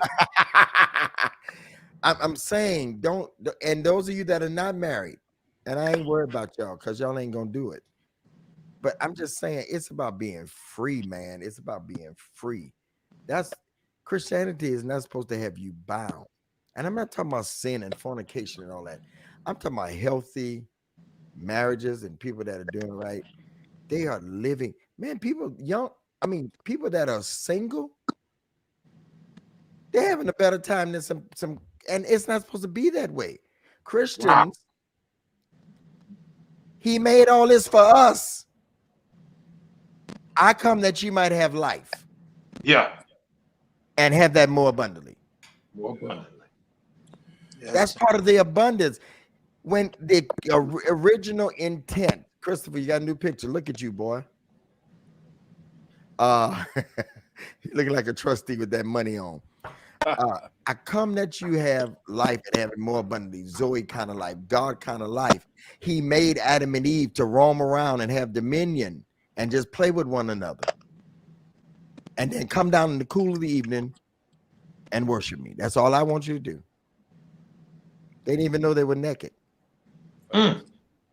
They didn't even know they was naked. Because it was supposed to be enjoyable. Y'all ain't saying that. Come on. Be enjoyable. They're supposed to be enjoyable. Yes. Sex is supposed to be enjoyable. Touch right now. Who said that? Roger? I did. Yeah. Who? Roger. I did. Oh, Yeah. I thought that was Perry because he laughing. I thought he was saying that. Making it know it. Yeah, they didn't know it. No. So at the end of the day, if you get nothing, I know we said words that y'all may not hear at church, or we're supposed to be preachers and all that stuff. Man, let me tell you something. The liberty that I have and the freedom, you know, my church, they don't, the life I live, yeah, they give to me, but they don't take care of me. So I'm free. I ain't got them hinders where I can't say what I want to say. And I won't do that ever again in life. Be bound. And their freedom is more than just having money and being free to do whatever you want to do in every aspect of your life. Jesus didn't always speak to the issue of healing. He said, I want you whole. And part of what we're talking about tonight is being whole. I'm not going to be frustrated. I'd rather stay by myself than be frustrated with somebody. And tonight, if some of you that are watching tonight and you're in this situation, okay, you're in this situation where you're with somebody, you have the conversation. What else? If we talk at each other, you talk to your girlfriend, she can't change the situation about your man. If anything, she gonna try to go see if she can help him get. Whoa. So be careful who you talk to. Oh, Bishop. Be careful who you tell all your business to. My God. Hey, Bishop, this reminds me what you're sharing tonight and leading us in. You like in those spy movies, you know too much. You're a problem because you're bringing out things that in churches where people pay their tithe and their offering, they got all these questions trapped inside, and they're afraid to ask the questions, and the people in charge certainly not going to provide answers. So you a problem, and I thank God for the problem that you are tonight. Yeah, but that's why, I'm a loner. I'm a loner. I'm a loner. I stay to myself, and so yeah. Hmm. So I am. They talk about me, but I don't hear it. You talk about me. You talk about me. As long as I don't hear it, you know. But somebody need to say it. And let me say this, Frank and y'all. It'll be more people talking about it now because somebody got to be I mean, with almost 500 people that was on here tonight, somebody got to be the pioneer. Somebody got to talk about it. And so people will start talking about it. Y'all, I Yes, want sir. you to do me a favor tonight. I want 20 people tonight. And Joe was in the vein that I was going to be in. 41 is a number of freedom. They went in circles for 40 years, but I just want 20 people. I just want 20 people to sow a $41 seed tonight in support of this movement. When the right one comes, men. I don't lie about what we do with money. I want to be a blessing to the brothers. They come week after week after week after week after week after week, and you get a whole master class. These are master classes we be having. You're getting the men's perspective so that you can go inside of your own man and figure out how he tick, how he moves. And so tonight, don't let me down like you didn't last week. You did fantastic. Had pandemic not happened, I was planning on taking the relationship show on the road because this is the vein that I'm going to be in. So this is the best we can do until COVID. Biden says, hopefully by 4th of July, us going to be free. If everybody use their mask and take their shot. So I ain't gonna say about the shot. That's a personal decision. I've taken mine, taking another one. We got the next. You do what you feel is good for you, but please wear your mask so we can get out of these houses. Sir. Okay. Who would stand with us tonight with a $41 seed? Oh, that's Bishop. okay, Brittany. Brittany, send 41 stars. Whatever. That's so sweet of you to even say that. No pressure. But those of you that would sow $41, just say yes. Just say yes. Just yes. Who was about to say something? Bishop, I just want to say that this video will be gold in the future. And the reason why we're having these conversations is sometimes you have to put this thing out here so that it makes an impact in the future. Y'all, I'm really, really, really.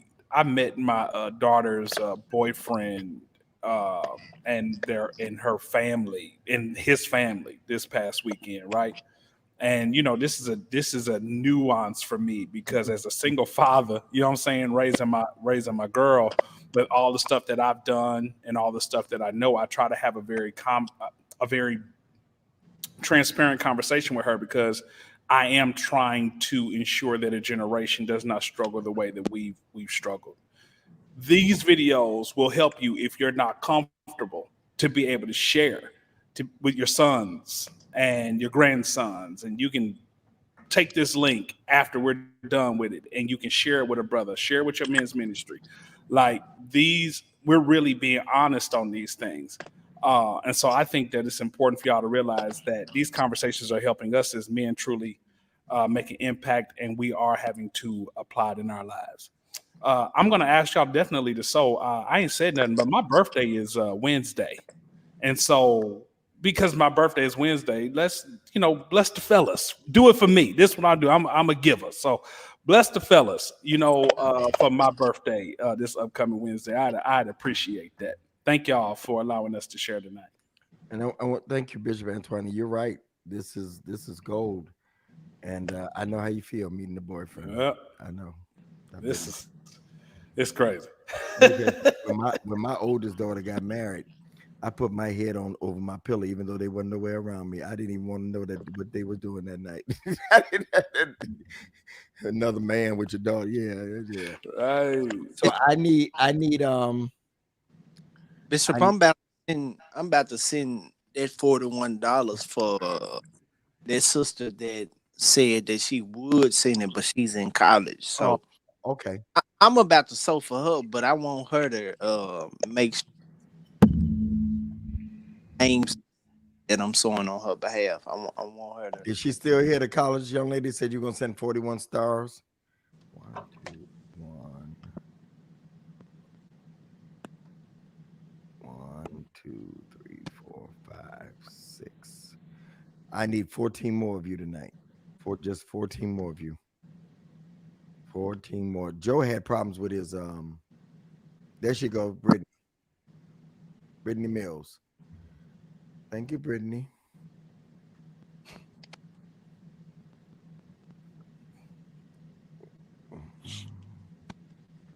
Come on, y'all. So tonight is still about 335 people on. Some more of you that was so 40. Thank you all last week for sewing, and thank you for sewing into Broderick. When I tell Don't get me started. Don't get me started. Broderick was blessed last week, and that's how we do it around here. Poor. I just want to say thank you. Is that your James Cleveland voice, or is that your voice? I couldn't tell. Listen. I want to say thank you. God has smiled on me. See, these young people, they don't know nothing about that, Bishop. No, I need 12 more, y'all. Just 12 more. 12 more that would show the 41. He has said. Oh, Linda Allison, you got your book. You sent your book. All right, y'all. Can you repeat what you said? What did I need to do? Say, Frank, that's kind of you. No, I was just saying, name your seed. We're spiritual farmers. So Oh yeah, name your seed, Brittany. Right. He said he's giving it for you. What do you need God to do for you as he planted that seed for you?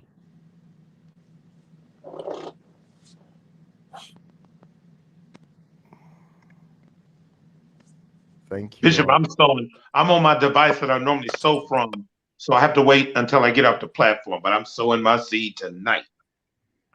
All right. I need 10 more. Thank you, Daphne Smith. Thank you, Joyce McLemore. Thank you, Pastor Frank. Thank you, Lee McKnight. Thank you, Kimberly Wright.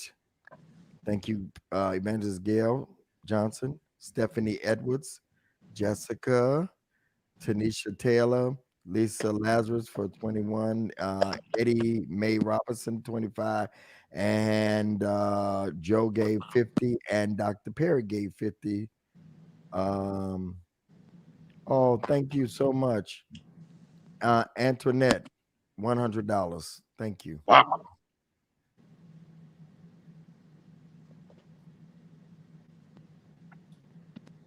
Bishop, somebody just inboxed me and said they're going to sow. They just don't want their name called. Okay. Angela, yeah, y'all better tell me if you don't want your name called, because I'm calling names, so you got to put it in the memo. Don't call my name. Angela, $41. Jawan, $41 on Venmo. See, got to put everything up there. People got different things. I ain't even know nothing about no Venmo. I had a woman that sold to me on a regular basis. Bishop, you got Venmo? And she sold nice seeds. I said, no, but I'll get it. Whatever you want me to do. Whatever you like. I know this, right? Whatever you like. It was worth getting Venmo. Thank you.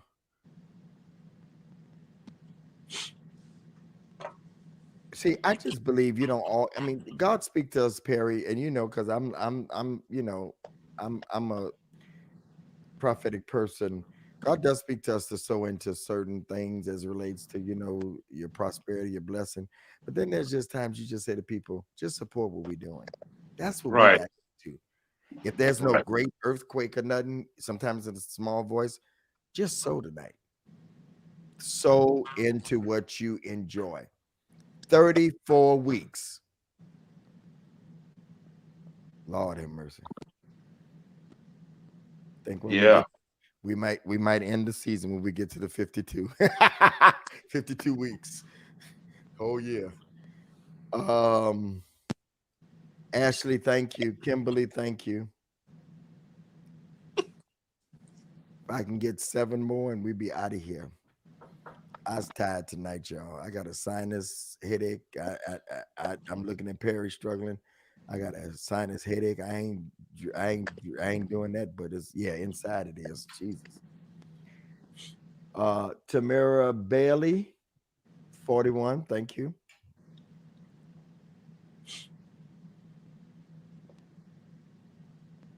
Pastor Lynch wasn't feeling good tonight, so that's why he's not on.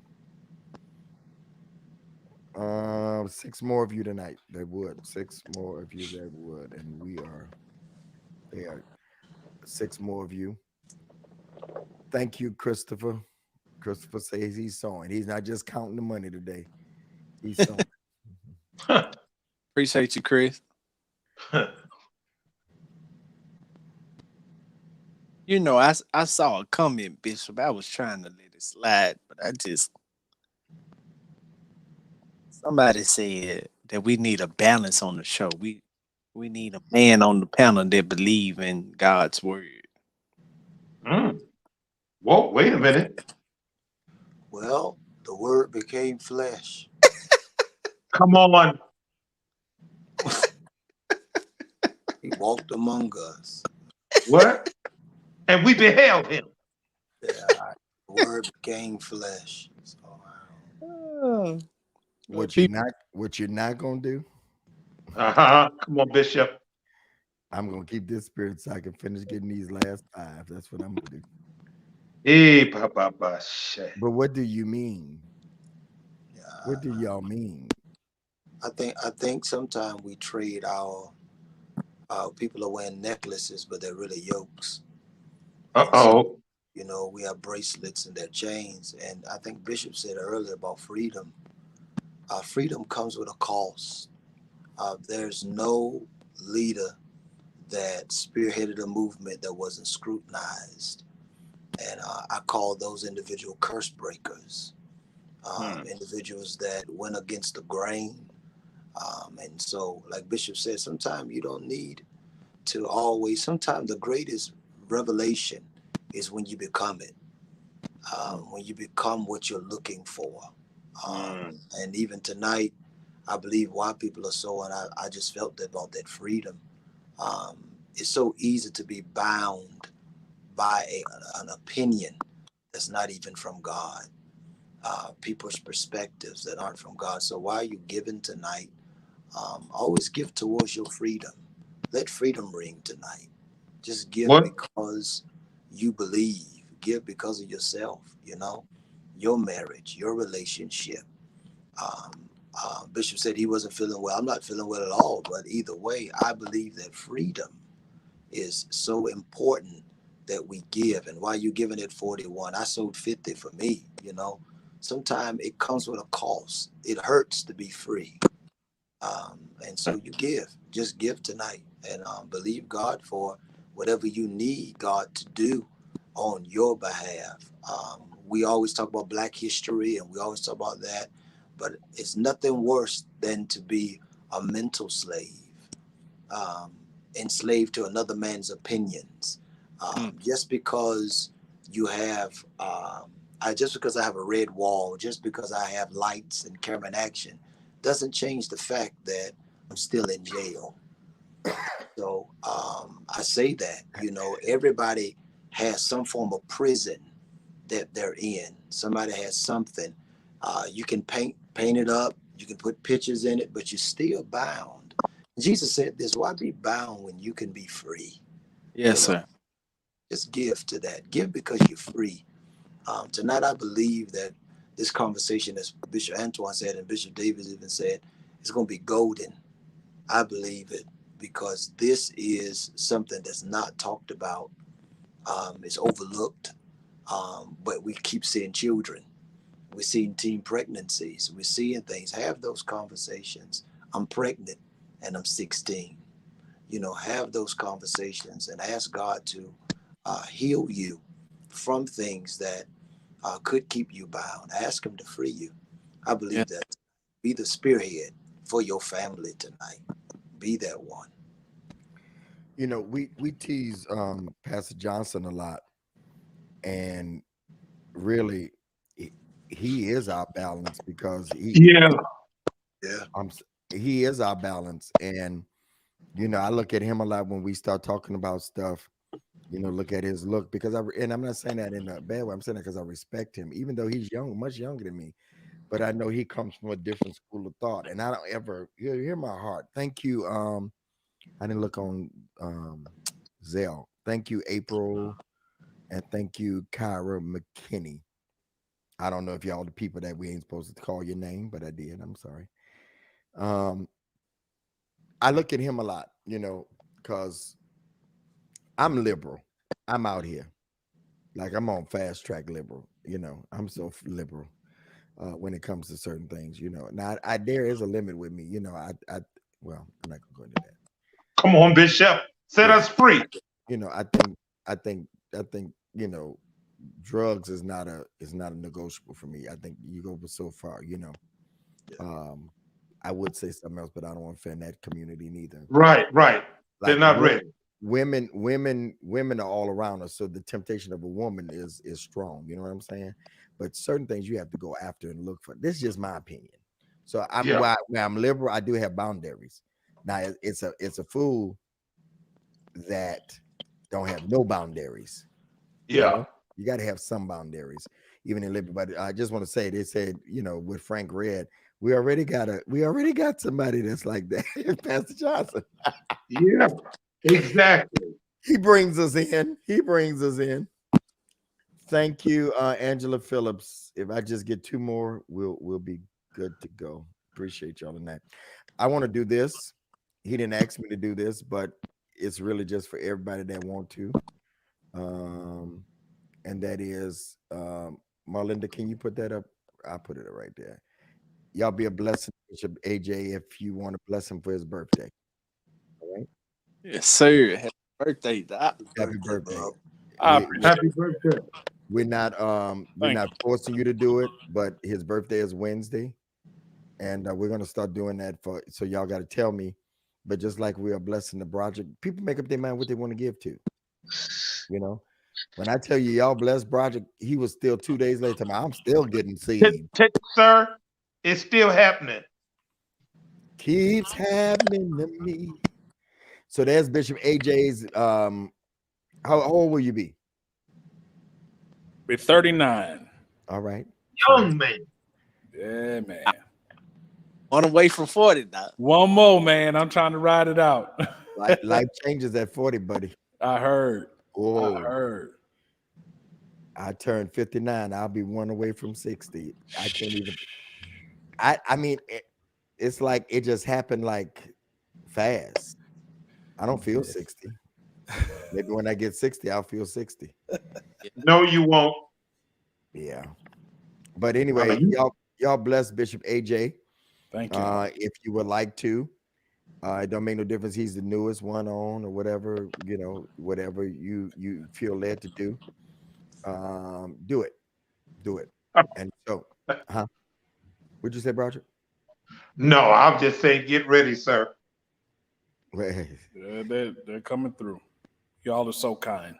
Y'all are so kind. These are good people. These are good people. Wow. That's why I say you don't let the one person, you know, one or two people.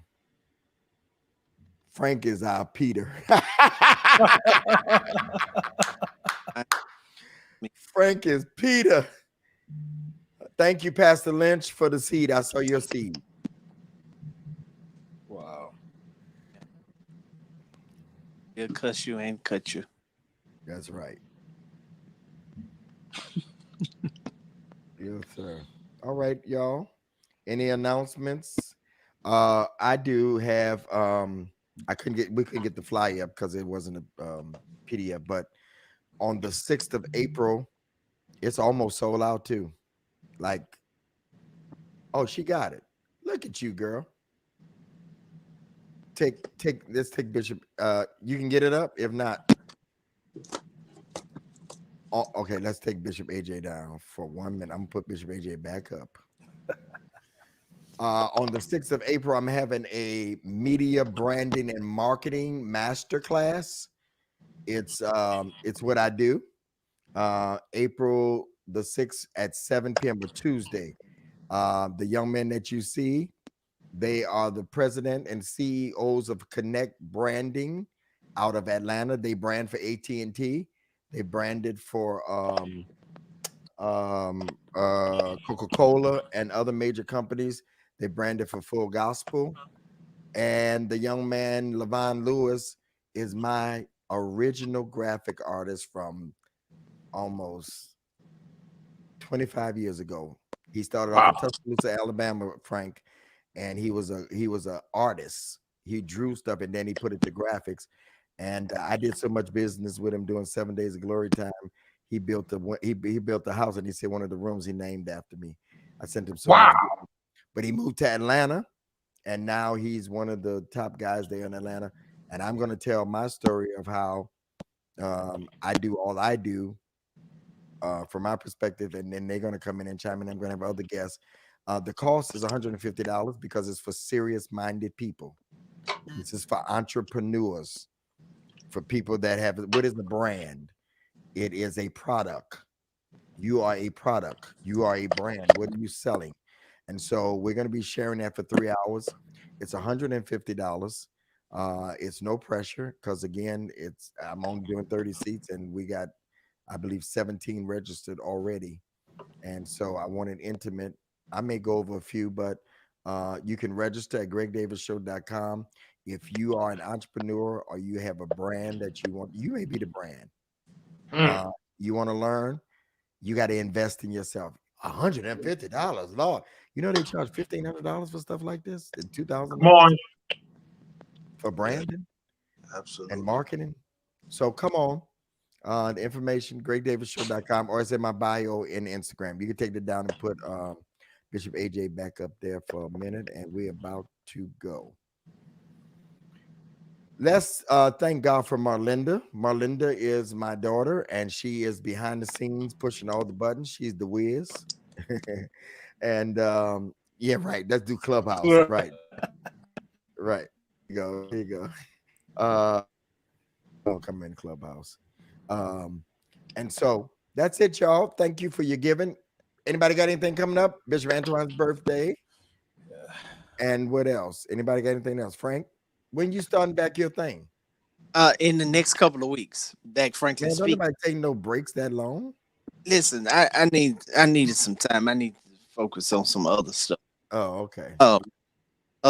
April the 2nd. That's Good Friday. Good Friday. We will be having 7 Last Sayings. Yeah. Myself and John Terrius Tate will be closing it out. So it's going to be online live. We're going to record it next Tuesday though. But yeah, Pastor Tate will be closing it out. So make sure y'all tune in and share that for me on that Good Friday. It's gonna be crazy. It's gonna be crazy. Got 7 very, very good preachers, so it's gonna be dope. I got the 6th word though, and Tate got the 7 words. So yeah, it's gonna be crazy. It's gonna be crazy. And Bishop, let me say this real quickly. I'll be celebrating my first year in my current assignment this Sunday. And Lynch, he's going to be with me. He's going to be my guest preacher on this coming Sunday. Oh, wow. Oh, God. That's what's up. Y'all do know, I don't say this in no plan. Lynch can preach and sing for real. Yes. Are you serious? And sing? No. Lynch can preach for real, and sing like for real. Don't I did not know that. Yeah, you can't look.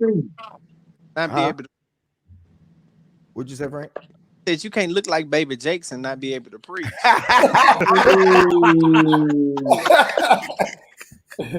And Frank, that's a compliment. Yeah. Oh, if your name is mentioned in the same breath of Jake's, that's a compliment. That's a compliment. That's a huge compliment. Yeah. Anybody got any other announcements? All right. Speaking of the 2nd, my entire CD is coming out on Good Friday. So yeah, I'll mention it next week. And believe it or not, Antoine, I'm going to have hard copies because I am on the Word Network, and a lot of the older people still buy hard copies. CDs. Yeah, I'm gonna have real CDs. I love it. They Now, buy. hey, I mean, they hey, buy it. I'll get one of those. I'm gonna get one of those. One of the CDs. Yes, sir. Yeah, they still buy them. So I'll have the information up next week to order it and stuff. All right, y'all. The Lord bless y'all. Real good. We good? Yes, sir. Yes, sir. Yes. All right. Sweet rest, everybody. Good night. Bless you. See y'all next Night. week.